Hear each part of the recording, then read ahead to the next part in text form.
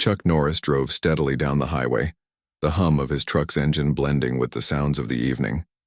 The sun was setting now, casting long shadows across the road and painting the sky in brilliant hues of orange and pink. It was moments like this that Chuck cherished, quiet times when he could think, reflect, and appreciate the journey. He glanced at the rearview mirror occasionally, watching as Maplewood grew smaller and eventually disappeared from sight.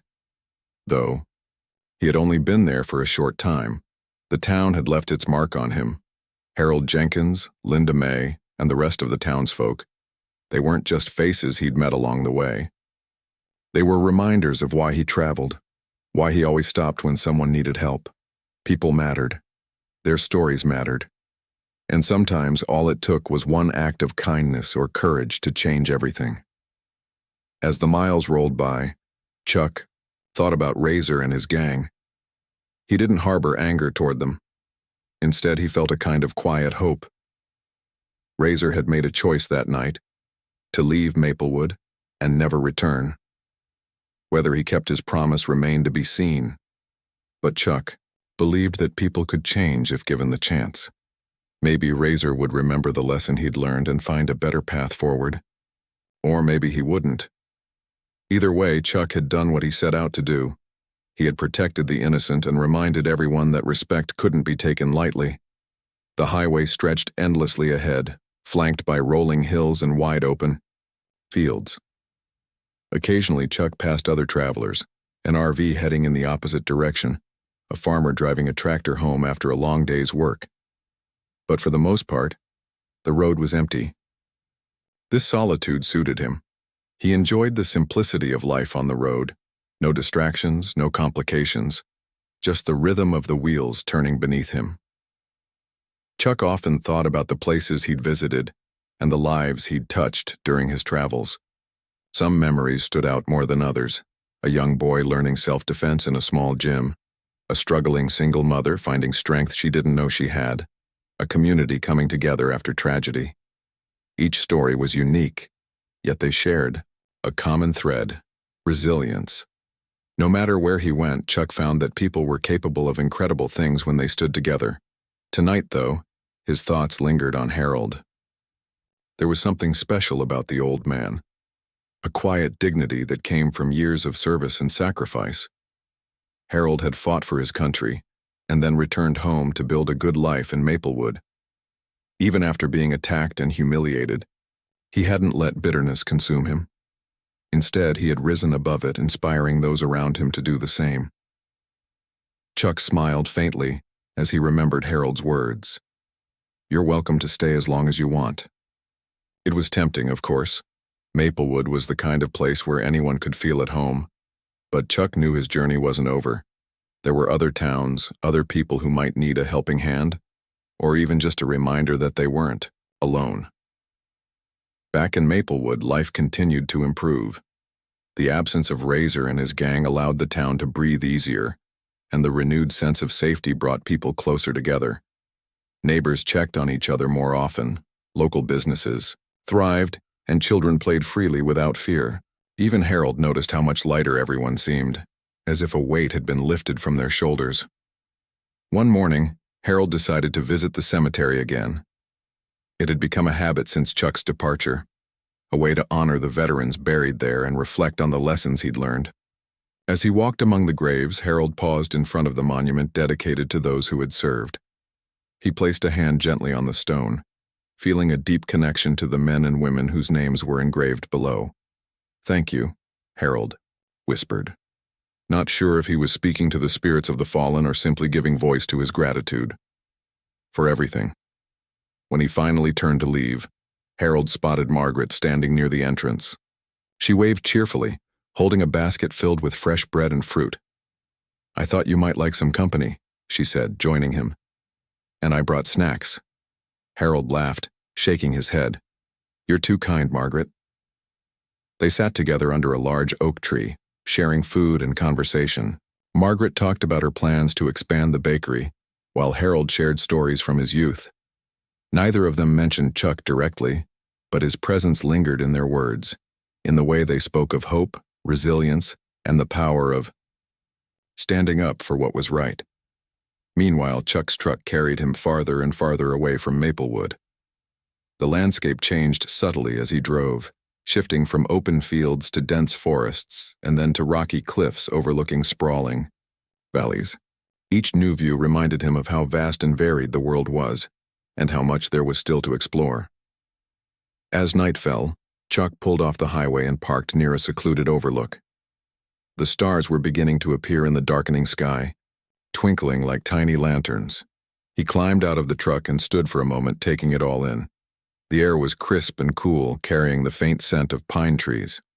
Somewhere in the distance, an owl hooted softly, breaking the silence. Chuck leaned against the hood of his truck, staring up at the stars. He thought about the future, not just his own, but the future of towns like Maplewood and people like Harold.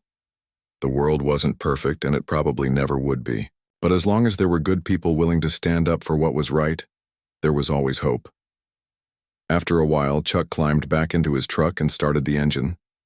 The road ahead was still long, but he didn't mind. Every mile brought new opportunities, new challenges, and new chances to make a difference. That was the beauty of the journey. It never truly ended. With a final glance at the stars, Chuck shifted the truck into gear and drove off into the night. Behind him, the horizon glowed faintly with the last traces of daylight. Ahead, the highway stretched endlessly, promising adventure and purpose. Wherever he went next, one thing was certain. Chuck Norris would continue to inspire, protect, and remind the world that even in the face of darkness, there was always light. The days following Chuck Norris's departure brought a noticeable change to Maplewood. It wasn't just that Razor and his gang were gone. It was the way people carried themselves now. There was a sense of pride and unity in the air, as if everyone had been reminded of what truly mattered: respect, kindness, and standing up for one another. Harold Jenkins noticed this shift more than anyone else. For weeks after the attack, he had felt broken, like a shadow of the man he used to be. But now, walking through town each morning, he could feel his old self returning. People greeted him warmly, often stopping to thank him for being such an inspiration. Some even called him a hero, though Harold always laughed off the title. One afternoon, as Harold sat on his porch reading the newspaper, he heard footsteps approaching. Looking up, he saw a young boy running toward him, clutching something tightly in his hand. The boy skidded to a stop in front of Harold and held out the object shyly. "For you," the boy said, his cheeks turning pink. Harold took the paper from him and unfolded it carefully. It was a drawing. A stick figure wearing a hat and holding a cane, standing tall against a group of menacing figures. Above the picture were bold letters that spelled out "Superhero Harold." "Well, I'll be," Harold murmured, his eyes twinkling with amusement. He looked at the boy, who was watching expectantly. "Did you draw this yourself?" The boy nodded vigorously. "Yeah, you're brave, Mr. Jenkins. Everyone says so." Harold chuckled softly, touched by the gesture. "Thank you, son. That means a lot." The boy grinned ear to ear before running back to his mother, who stood nearby, waving at Harold. This kind of thing happened more often these days. People went out of their way to show their appreciation, whether it was bringing over homemade pies or simply stopping to chat. Harold didn't mind. It made him feel like part of something bigger again. At the same time, life in Maplewood began to return to its peaceful rhythm. Shops reopened earlier, kids played freely in the streets, and laughter echoed through the town once more. Even Linda May noticed the difference at her diner. Business picked up, and customers seemed lighter, happier. She often found herself humming old tunes as she served coffee and pie, grateful for the calm that had settled over Maplewood. One day, while wiping down the counter, Linda May overheard two men talking about Chuck Norris. They sat in a booth near the window, their voices low but full of admiration. "I still can't believe he did all that," one of them said, shaking his head. "Just walked into the Rusty Nail and took care of business like it was nothing."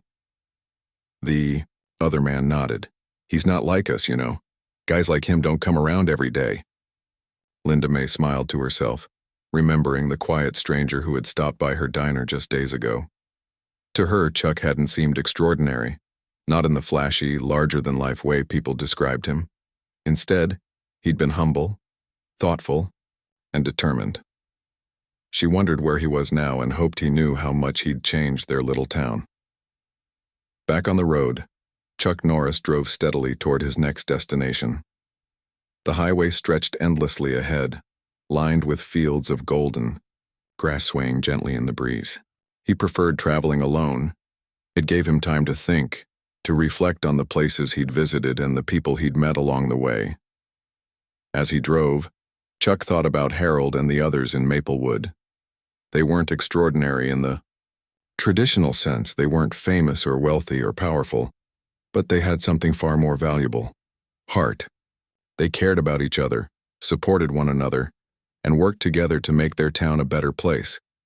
That kind of strength, Chuck believed, was rare and worth protecting. He also thought about Razor and his gang. They weren't inherently evil, just misguided. Sometimes people needed a wake-up call to realize the error of their ways. Chuck hoped that Razor would learn from his mistakes and find a better path forward. After all, everyone deserved a second chance, if they were willing to take it. Meanwhile, back in Maplewood, the townsfolk organized a small gathering to celebrate their newfound sense of security and community. It wasn't anything fancy, just a picnic in the park with food, music, and games. But it brought everyone together. Families spread blankets across the grass, children chased each other around, and older folks sat under shady trees sharing stories.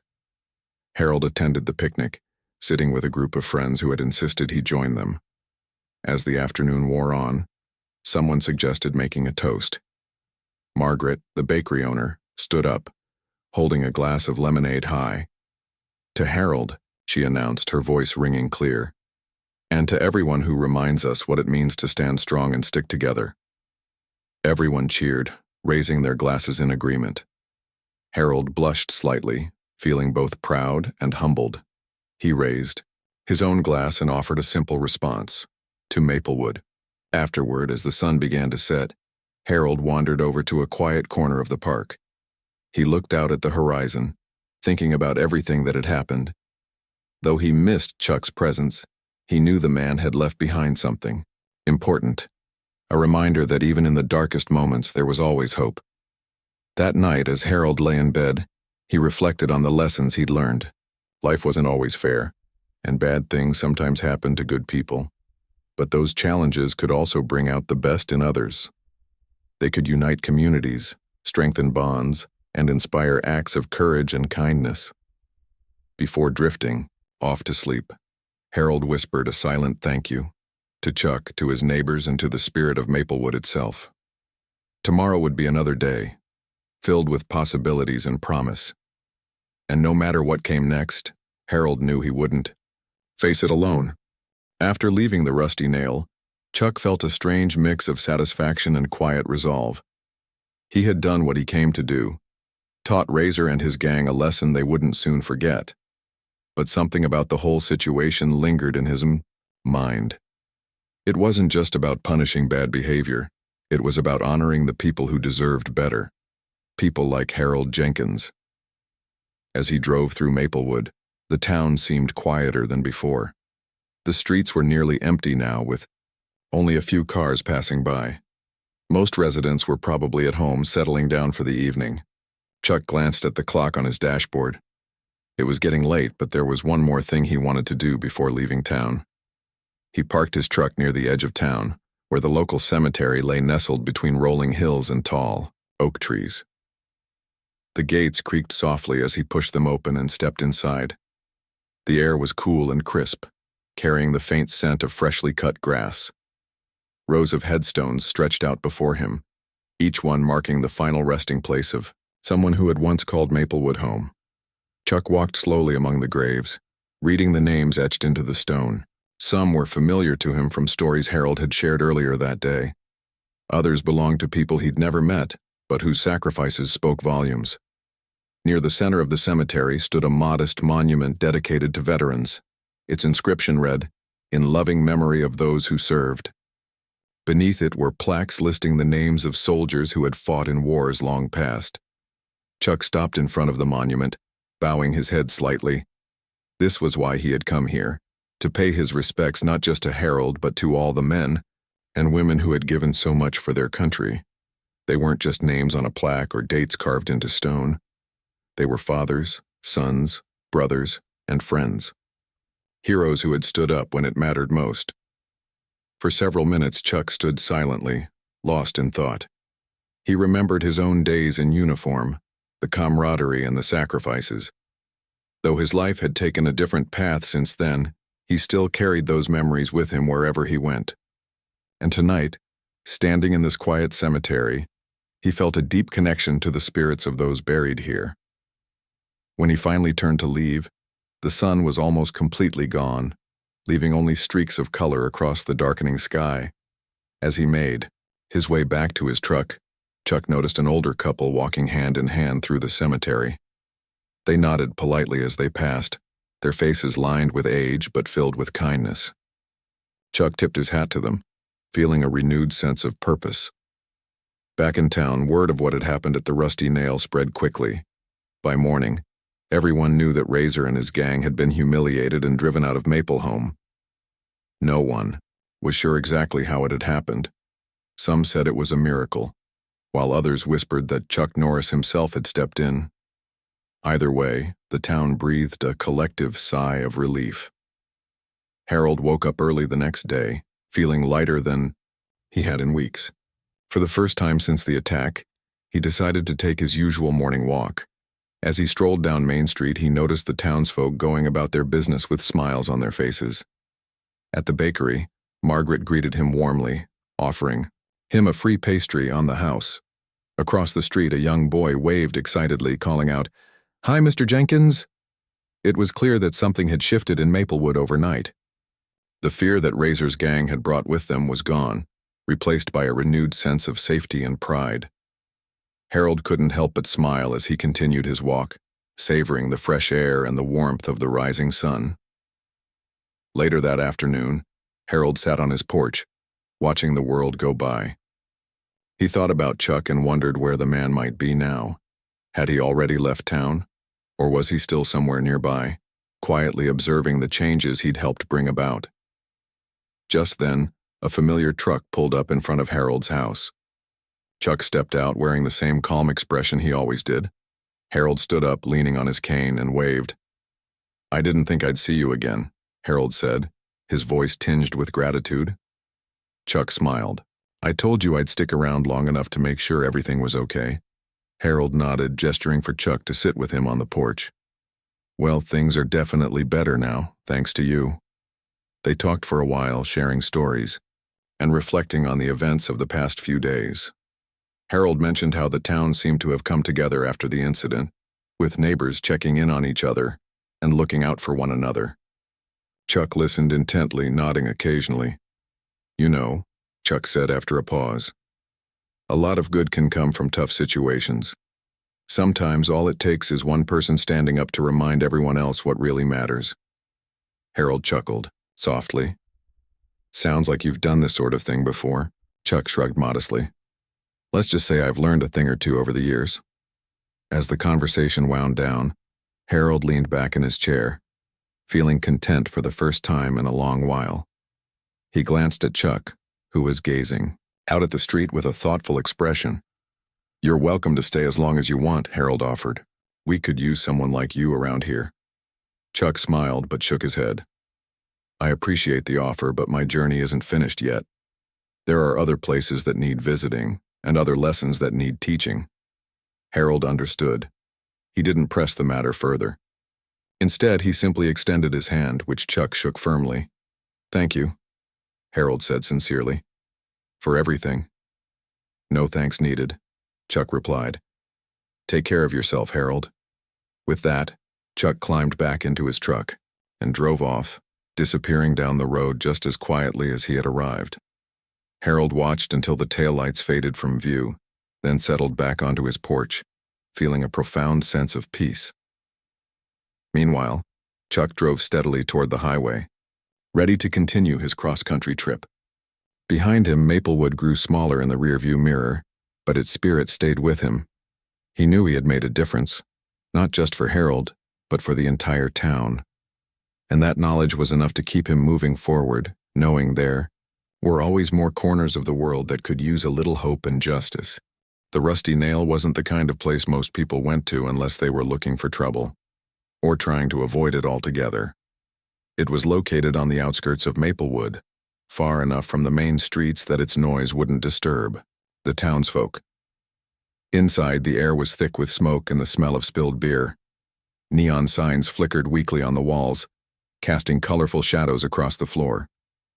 A jukebox played an old country song in the corner, though no one paid much attention to it. At a large table near the center of the room sat Jake Razor Malone and his gang. They were loud and obnoxious, their laughter echoing off the walls. Empty bottles littered the table and cigarette smoke curled lazily into the air. Razor leaned back in his chair, his leather jacket creaking slightly as he shifted. His arms were crossed over his chest, showing off the tattoos that covered them like badges of honor. He had a smug grin on his face, clearly enjoying himself. "Did you see the look on that old man's face?" one of the bikers said, chuckling. "Priceless." Razor laughed along with him, shaking his head. "Man doesn't know how lucky he got. If I wanted to, I could have done worse."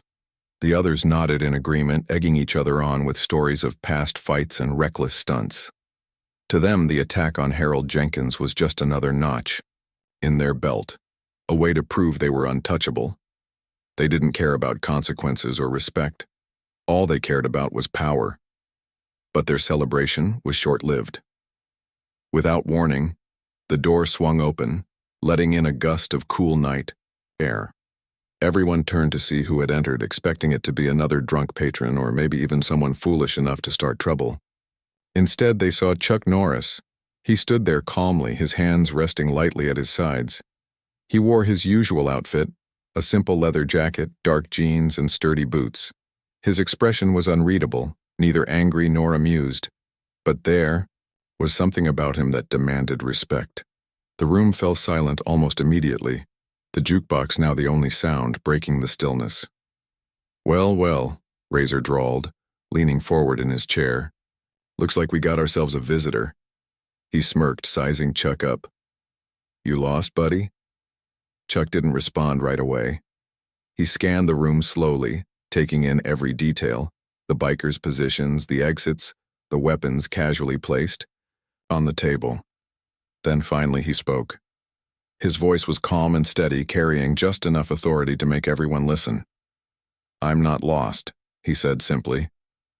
"I'm here to talk to you." Razor raised an eyebrow, pretending to be amused. "Talk about what?" "About what happened earlier today," Chuck replied, "with Harold Jenkins." At the mention of Harold's name, the bikers exchanged glances. Some of them snickered nervously, while others shifted uncomfortably in their seats. Razor, however, remained unfazed. He shrugged nonchalantly, leaning back again. "Oh, that? Yeah, the old guy got in our way. What's it to you?" Chuck took a step closer, his movements deliberate and controlled. "It's my business because it's wrong.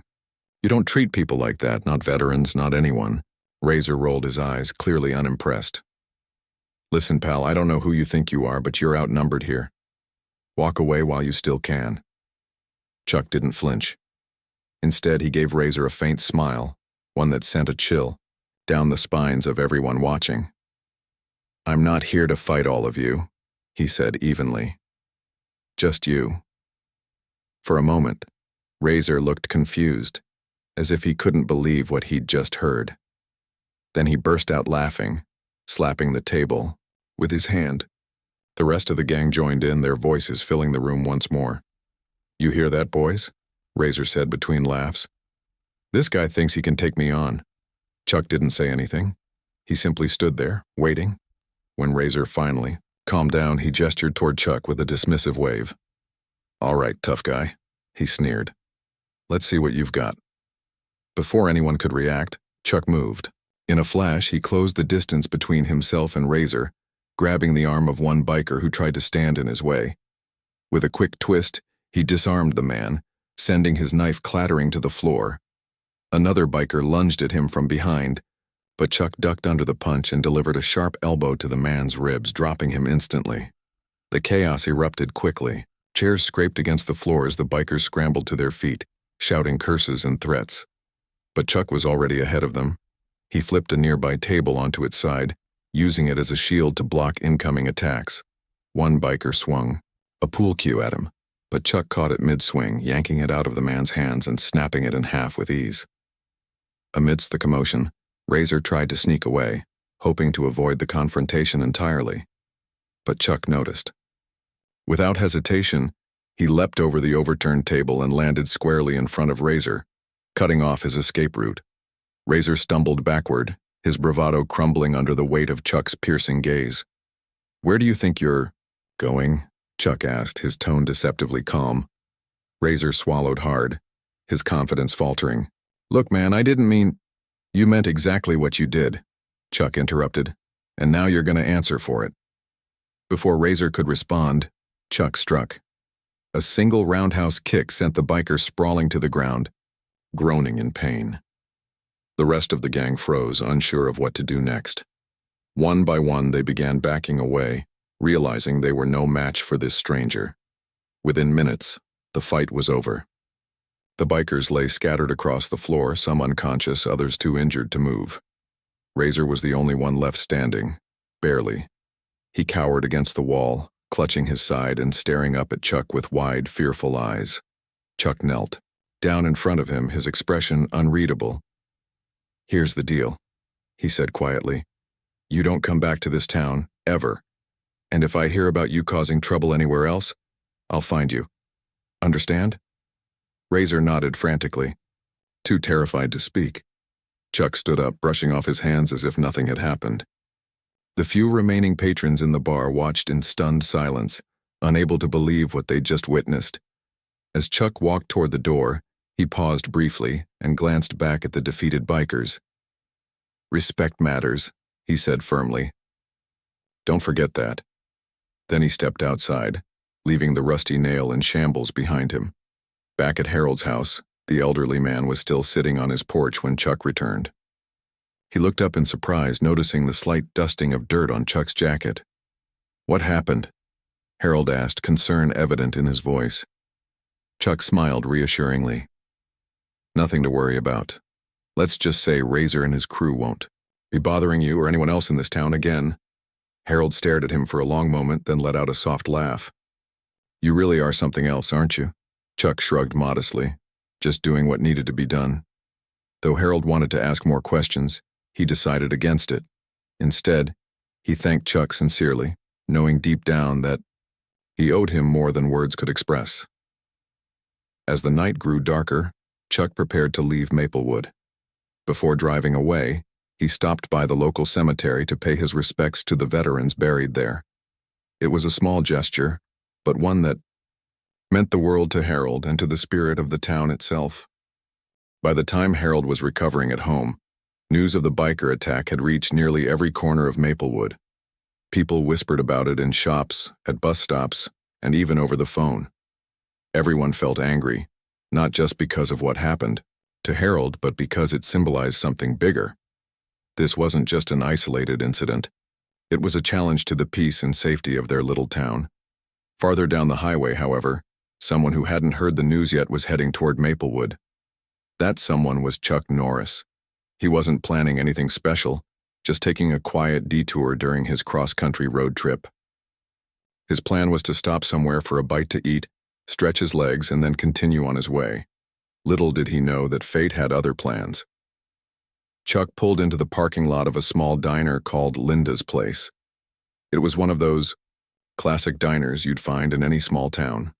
Red and white checkered floors, vinyl booths, and a jukebox playing old tunes in the corner. The sign outside promised best coffee in town, so Chuck decided to give it a try. Inside, the diner was warm and welcoming. A few locals sat scattered around, some reading newspapers, others chatting softly. Behind the counter stood Linda May, the owner and head waitress. She was a middle-aged woman with curly brown hair tied back in a ponytail and a smile that could light up the darkest days. When she saw Chuck walk in, she greeted him warmly. "Hey there, stranger," she said, sliding a menu across the counter. "What can I get you?" Chuck smiled politely. "Just a cup of coffee for now, thanks." Linda May nodded and poured him a steaming mug of black coffee. As she set it down in front of him, she noticed the thoughtful expression on his face. Something about him seemed different from the usual travelers who passed through town. Maybe it was the quiet confidence in his eyes or the way he carried himself. Calm, strong, and ready for anything. "You passing through?" she asked, leaning against the counter. "Yeah, just taking a break," Chuck replied. "Nice little place you got here." "Thanks," Linda May said with a grin. Then, after a pause, she added, "You hear about what happened earlier today? Some bikers caused trouble right here in town." Chuck raised an eyebrow, curious. "Trouble? What kind of trouble?" Linda May sighed, shaking her head. "They assaulted poor Harold Jenkins, an 80-year-old vet, knocked him right off his feet in the middle of the street, left him bruised and humiliated. Folks are pretty upset about it." Chuck listened carefully, his jaw tightening slightly. He didn't say anything at first, letting Linda May finish her story. She explained how Harold had been walking home after buying bread when the bikers came speeding down the road. One of them swerved too close, knocking Harold off balance, and then another actually shoved him to the ground. They laughed the whole time like it was some kind of game. "And no one stopped them?" Chuck asked, his voice low and steady. "Well, they're scared," Linda May admitted. "Those bikers have a bad reputation. They think they own the town now. No one wants to cross them." Chuck nodded slowly, processing the information. He took a sip of his coffee, thinking. After a moment, he asked, "Where does Harold live?" "Linda." May hesitated. She wasn't sure if she should involve this stranger in something so personal. But there was something about Chuck, a sense of trustworthiness, that made her feel safe. Finally, she gave him Harold's address. "He lives just a couple blocks away," she said. "But be careful. Harold's tough, but he's still shaken up." "I'll be fine," Chuck assured her. He paid for his coffee, thanked Linda May, and left the diner. Outside, the sun was beginning to dip lower in the sky, casting long shadows across the streets. Chuck climbed back into his truck and drove toward Harold's house, determined to see for himself what had happened. When Chuck arrived, he found Harold sitting on his porch. The elderly man looked frail, his bandaged arm resting on his lap. Despite the pain, Harold managed a weak smile when he saw Chuck approaching. "Afternoon," Harold said. "You lost?" "No, sir," Chuck replied, stepping closer. "I'm looking for Harold Jenkins. Heard you might need some company." Harold chuckled softly, though it sounded strained. "Well, you found me, but I'm not much company these days." Chuck shook his head. "Don't sell yourself short. I hear you're a hero." Harold waved the comment away. "That was a long time ago. These days, I'm just an old man trying to get by." They sat together for a while, talking quietly. Chuck learned more about Harold's life, the war, the sacrifices he'd made, the years spent building a good life in Maplewood. Harold spoke fondly of his late wife and the friends he'd grown up with.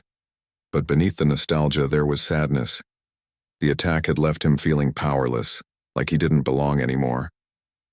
Chuck listened patiently, nodding occasionally. When Harold finished speaking, Chuck leaned forward slightly. "Harold," he said gently, "you don't deserve to feel this way. What those bikers did, it's wrong. And sometimes things like that need to be addressed." Harold frowned, shaking his head. "I appreciate the thought, son, but I don't want anyone getting hurt because of me. Those bikers are dangerous." Chuck smiled faintly. "Dangerous doesn't mean untouchable." For a moment, Harold studied Chuck's face. There was something about the man, his calm demeanor, his unwavering confidence, that reminded him of the soldiers he used to serve with. Men who stood up for what was right no matter the cost. "What exactly do you have in mind?" Harold asked cautiously. Chuck stood up, brushing imaginary dust off his jeans. "Nothing drastic. Just a little reminder that respect matters. Don't worry, I'll handle it." Before Harold could protest further, Chuck turned and walked back to his truck. He climbed inside, started the engine, and drove off, leaving Harold staring after him in stunned silence. As Chuck headed toward the center of town, he couldn't help but feel a sense of purpose. He didn't go looking for trouble, but when trouble came looking for others, he believed it was his duty to step in. Harold Jenkins deserved better than what he'd been given, and Chuck intended to make sure he got it. The sun was setting now, painting the sky in shades of orange and pink. Chuck knew the bikers wouldn't be hard to find. They always gathered in places like bars or garages, where they could show off their bikes and intimidate anyone nearby. Sure enough, as he drove past the Rusty Nail, a local bar on the edge of town, he spotted several motorcycles parked outside. Chuck parked his truck a short distance away and stepped out. The air smelled faintly of gasoline and cigarette smoke. He adjusted his jacket and walked toward the entrance, his footsteps steady and deliberate. Inside, the bikers were loud and rowdy, laughing and drinking without a care in the world. Unbeknownst to them, their night was about to take a very different turn. The sun was just starting to rise over the sleepy town of Maplewood. It was one of those mornings where everything felt calm and peaceful. The sky had turned a soft orange color, and the streets were still mostly empty. Harold Jenkins liked to take his morning walk at this time. He always found it relaxing to be out before the rest of the town woke up. Harold was 80 years old, but he still moved with purpose, even if it was slower than it used to be. He carried a cane in one hand and held a loaf of fresh bread in the other. Every morning he stopped by the local bakery to pick up something for breakfast. Today he'd chosen a plain loaf. It reminded him of simpler times when life wasn't so complicated. As he walked down Main Street, Harold couldn't help but notice how quiet everything was. There weren't many cars on the road yet, and the shops lining the street were only beginning to open. Most people knew Harold because he'd lived in Maplewood his whole life. Some called him the veteran, others simply said hello when they passed him on the street. Everyone respected him, not just because of his age, but also because of the stories he told about serving in World War II. Those tales made him a kind of legend in the town. But today, Harold's peaceful routine would be interrupted by something unexpected. He had just crossed the street after leaving the bakery when he heard a loud noise coming from farther down the road. At first, he thought it might be a truck or maybe some construction work, but then the sound grew louder, a deep, rumbling roar that shook the ground beneath his feet. Harold paused mid-step, looking toward the source of the noise. What he saw next sent a chill down his spine. A group of bikers was speeding down the street, weaving between parked cars and ignoring traffic rules completely. They wore dark leather jackets and helmets, and their bikes roared like angry beasts. Leading the pack was a man who looked particularly intimidating. His arms were covered in tattoos, and he rode with an air of arrogance that made Harold uneasy. This was Jake Razor Malone, though Harold didn't know his name yet. All he knew was that these men meant trouble. The bikers came closer, and Harold instinctively stepped back onto the sidewalk to avoid being hit, but one of them swerved sharply, coming dangerously close to him. Harold stumbled, trying to keep his balance, but the sudden movement caused him to drop his cane. He fell hard onto the pavement, the loaf of bread tumbling out of his hands. For a moment, everything seemed to freeze. Harold lay there, dazed and winded, feeling the sharp sting of pain in his side. He blinked a few times, trying to focus on what was happening around him. That's when he noticed the bikers had stopped nearby. Razor, the leader, leaned forward on his bike, smirking down at Harold. "Well, well," Razor sneered, his voice dripping with mockery. "Looks like someone needs to watch where they're going." Harold tried to sit up, clutching his side. I'm sorry," he stammered, unsure of what else to say.